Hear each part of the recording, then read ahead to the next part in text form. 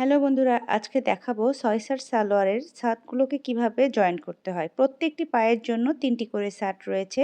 তার মধ্যে একটি হচ্ছে মিডল ছাদ এবং ২ সাইডে দুটো ছাদ বসবে। এই হচ্ছে ৩টি করে ছাদ।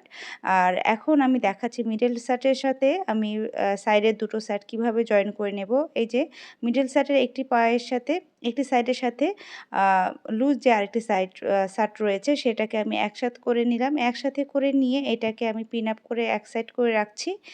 আর এবার দ্বিতীয় সাইডের যে মানে পার্টটা রয়েছে, ছোট পার্টটা, সেই ছোট পার্টটাকে আমি এই দ্বিতীয় সাইডটাতে আবারও বসিয়ে নেব।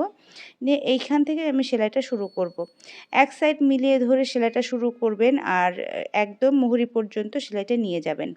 খুব সহজ একটি নিয়ম। এই নিয়মেই কিন্তু দ্বিতীয় পায়ের ছাদগুলোকেও আমি সেলাই করে নেব।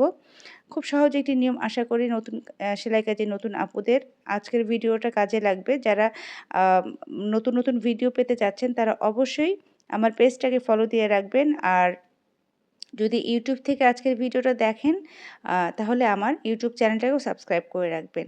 একদম সেলাই কাজে ছোট বিষয়গুলো নিয়ে, টুকিটাকি বিষয়গুলো নিয়ে নিত্য নতুন ভিডিও নিয়ে আসছে দর্জি বাই 19। তাই নতুন ভিডিও পেতে আমার পেজ এবং চ্যানেলের সাথেই থাকবেন। ধন্যবাদ সবাইকে।